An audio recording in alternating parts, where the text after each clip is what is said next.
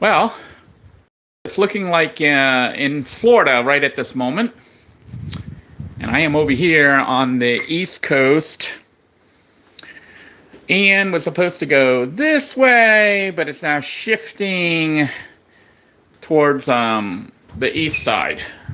So we're actually getting some pretty bad weather on this end. So work dismissed me from, they sent us home for today and tomorrow because the storm's really slow moving. This is the Tampa side, Clearwater Beach, which is on the west coast of Florida, approximately over here somewhere. And then I'm on this side. So you can see the storm's looking pretty bad. I just got home. My house is leaking. Remember that leaky roof?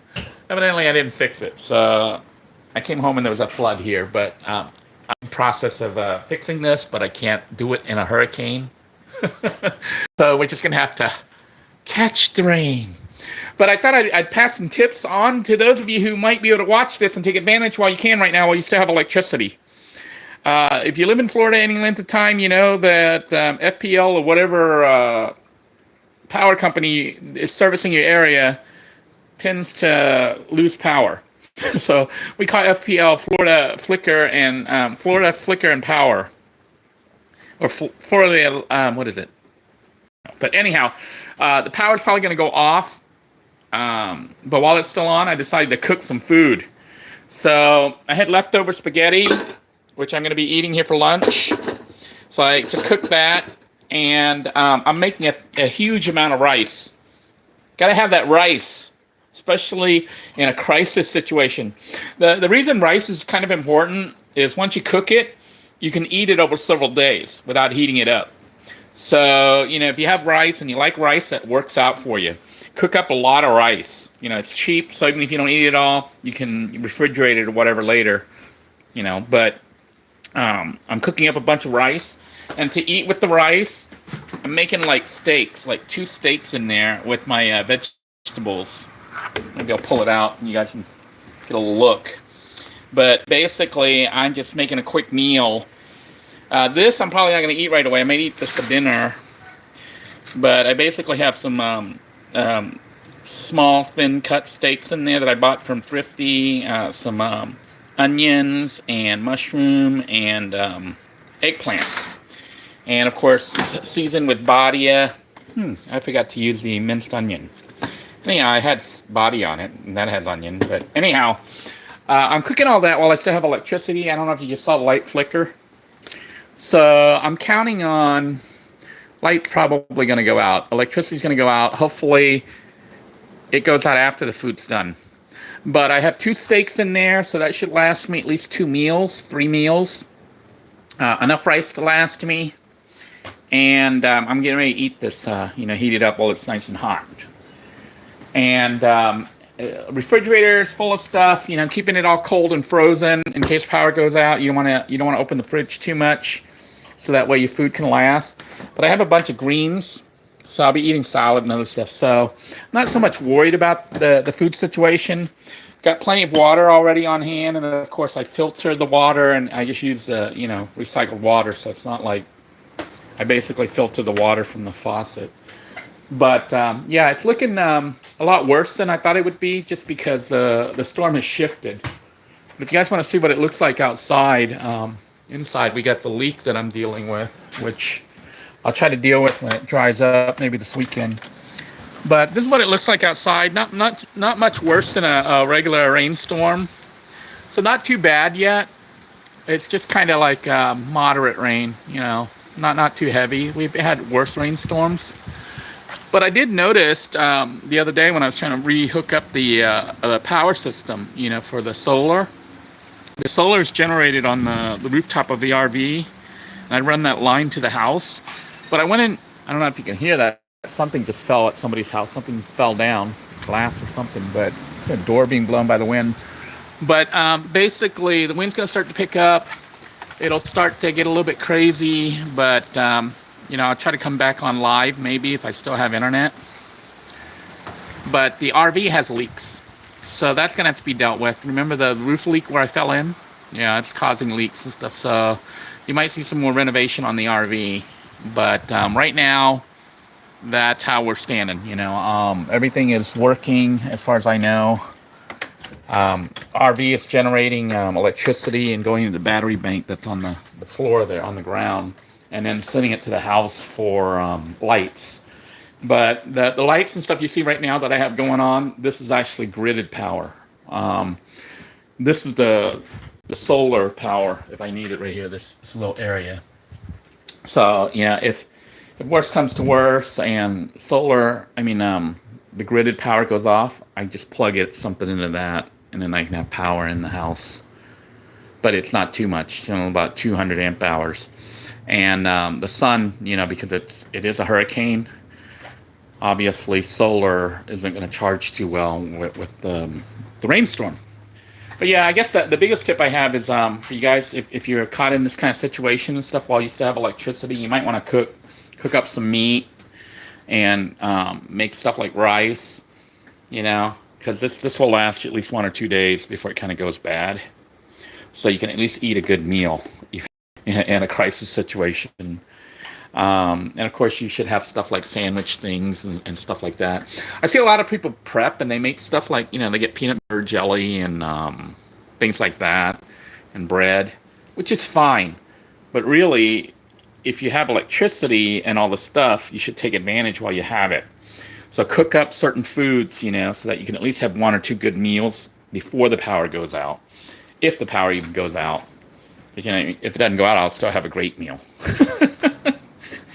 So I see Mobang. Are you back on here?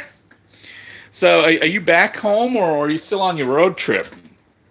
I know you finished seeing everything. But yeah, so this is how the house looks right now. It's kind of a mess. I haven't really done much. It's mostly done. So it's just kind of being lived in right now. I haven't given a tour because there's still stuff that needs to be fixed. I still haven't put up the door. I still need to repaint the bathroom. I've just gotten kind of lazy. And the house is like 90% done, so the other 10% is just kind of lingering. But they're showing. I think this is a Hillsboro.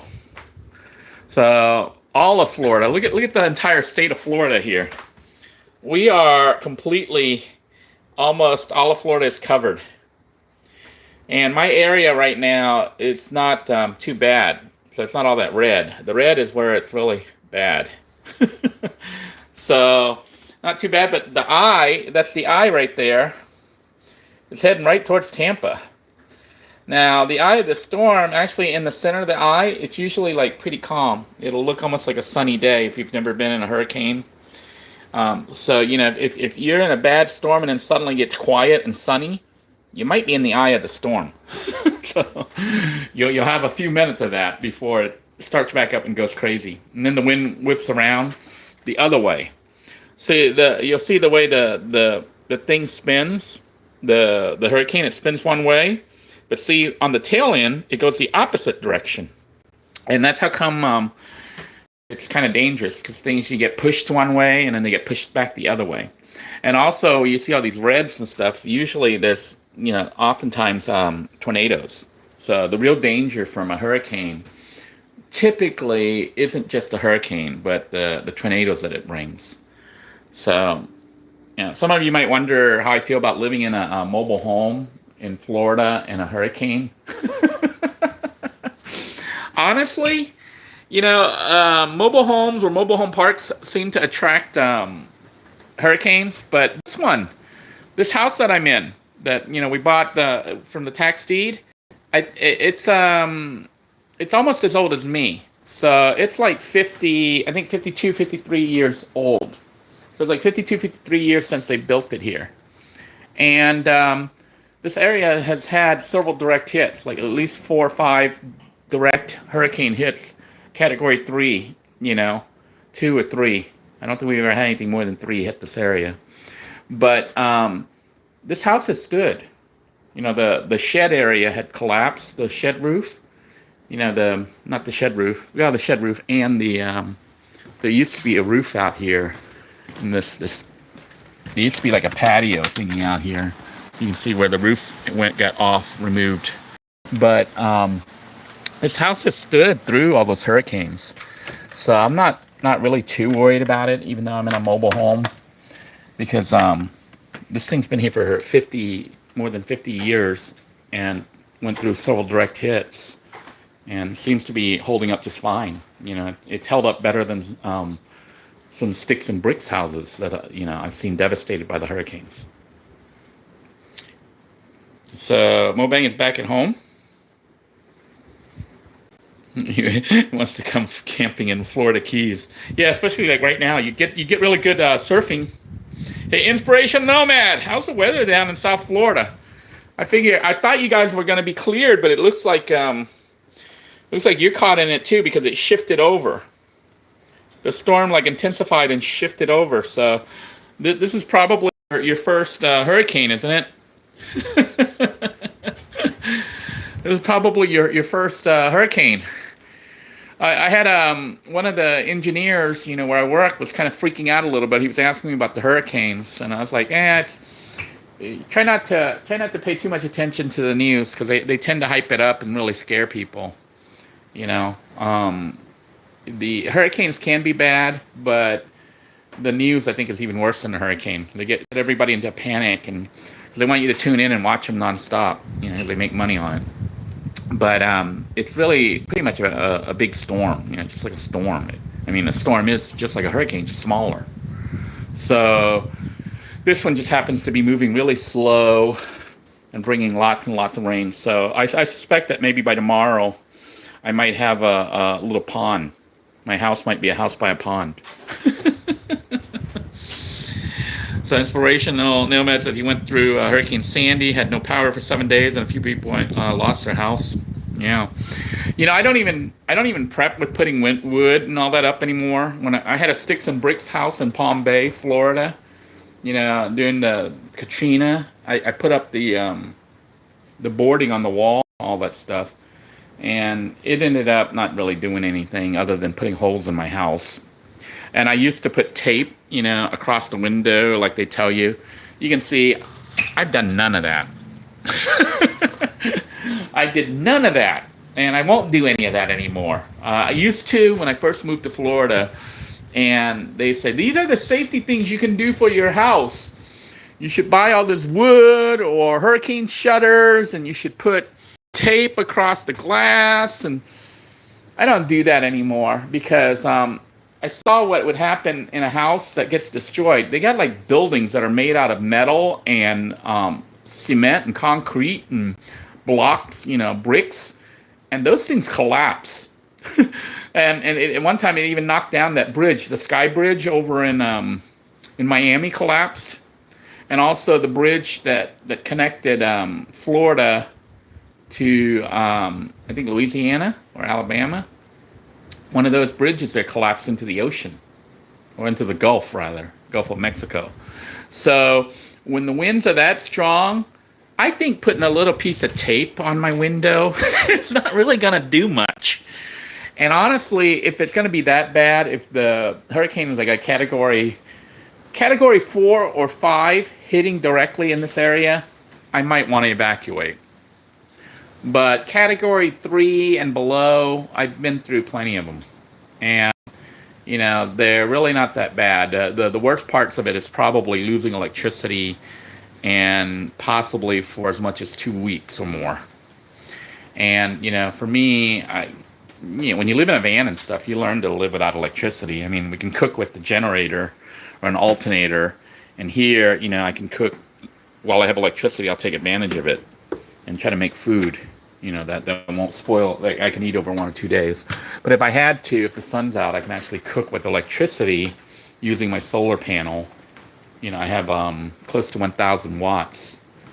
So I know I can cook rice. I can cook things in a rice cooker. I only need 300 watts. But honestly, if I really had to do it, I might conserve the electricity to run stuff like maybe the ceiling fan to not be so sweaty and hot here in a Florida house. It's humid and sticky. Or, running lights at night. That to me is kind of important, being able to see. I can cook using butane or propane camping gear, which I still have from the van, in the RV. And I also could cook using wood, assuming we can find some dry wood. You know, I had wood under there that little thing right there, that blue thing, underneath is a lot of wood. And wood can be burned as fuel, and you could have barbecue. Got plenty of got like some ribs and all sorts of nice food here. Look what I picked up the other day. I picked up like some pork ribs from Aldi's, and it was only like $8.63 a rack, and I picked up 2 of them. That was a really good deal, and I got various steaks and stuff. So plenty of stuff I can cook up. Keep this stuff frozen. If power goes off, what I might do is move some of the meat, you know, the frozen solid meat, into the refrigerator portion. That way the cold meat that's solid can kind of keep all the other food cold. And this refrigerator alone should hold food without power for at least a day or two, you know, if I don't keep it wide open. So I'm not really worried about that. And the main thing I'm worried about is, you know, basically my family. Everyone's scattered right now. But as long as everybody stays safe, you know, I guess not hearing anything, not seeing any weird stuff on the news, comforts me a little bit. And I don't think we're going to get the brunt of it till tonight, based on what I'm seeing here on the news and the image here. The eye, it seems to be coming this way, so it's going almost directly towards us, because I'm up here. This is Merritt Island right here. That little part that juts out right here, right there, that's Merritt Island. So we're located around here in this area. So if the hurricane goes up that path, it's making a direct path to my house. Oh, wow. Yeah, the little line they have going through, I think that's pointing right at my house. So that will be interesting.